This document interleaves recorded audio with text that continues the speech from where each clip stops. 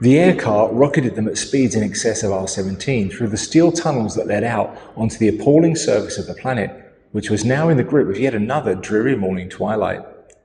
Ghastly grey lights congealed on the land. R is a velocity measure, defined as a reasonable speed of travel that is consistent with health, mental well-being, and not being more than, say, 5 minutes late.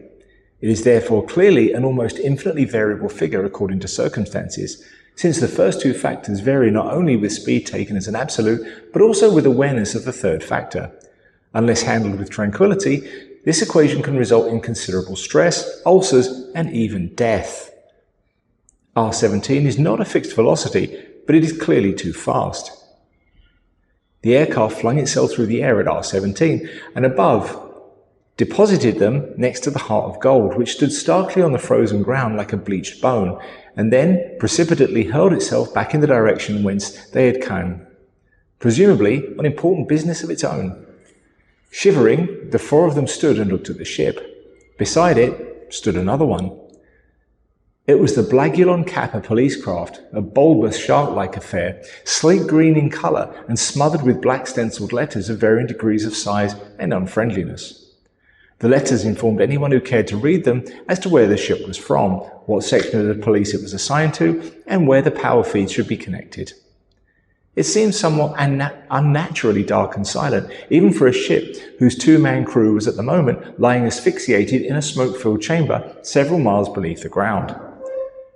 It is one of those curious things that is impossible to explain or define, but one can sense when a ship is completely dead. Ford could sense it and found it most mysterious. A ship and two policemen seemed to have gone spontaneously dead.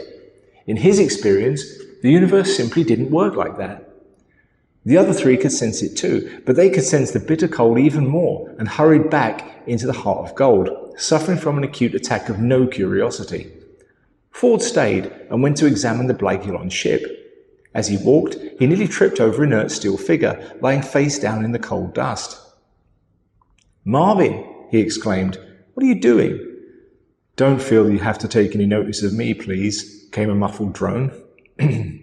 "But how are you, Metal Man?" said Ford. "Very depressed." "What's up?"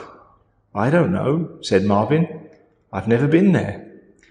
"Why," said Ford, squatting down beside him and shivering, "are you lying face down in the dust?" "It's a very effective way of being wretched," said Marvin. "Don't pretend you want to talk to me. I know you hate me." "No, I don't." "Yes, you do. Everybody does. It's part of the shape of the universe. I only have to talk to someone and they begin to hate me. Even robots hate me.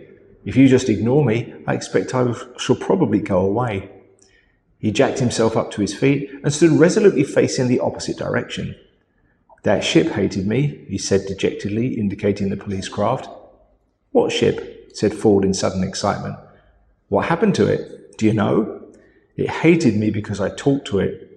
"You talked to it?" exclaimed Ford. "What do you mean you talked to it?" "Simple. I got very bored and depressed, so I went and plugged myself into its external computer feed. I talked to the computer at great length and explained my view of the universe to it," said Marvin. "And what happened?" pressed Ford. "It committed suicide," said Marvin, and stalked off back to the Heart of Gold. Chapter 35. That night, as the Heart of Gold was busy putting a few light years between itself and the Horsehead Nebula, Zaphod lounged under a small palm tree on the bridge, trying to bang his brain into shape with massive pan-galactic gargle blasters. Ford and Trillian sat in a corner discussing life and matters arising from it, and Arthur took to his bed to flip through Ford's copy of The Hitchhiker's Guide to the Galaxy. Since he was going to live in the place, he reasoned, he'd better start finding out something about it.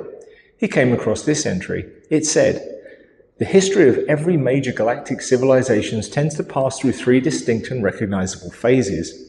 Those of survival, inquiry and sophistication, otherwise known as the how, why and where phases. For instance, the first phase is characterized by the question, how can we eat? The second by the question, why do we eat? And the third by the question, where shall we have lunch?" He got no further before the ship's intercom buzzed into life. "Hey, Earthman, you hungry, kid?" said Zaphod's voice. Well, yes, a little peckish, I suppose, said Arthur. Okay, baby, hold tight, said Zaphod. We're taking a quick bite at the restaurant at the end of the universe.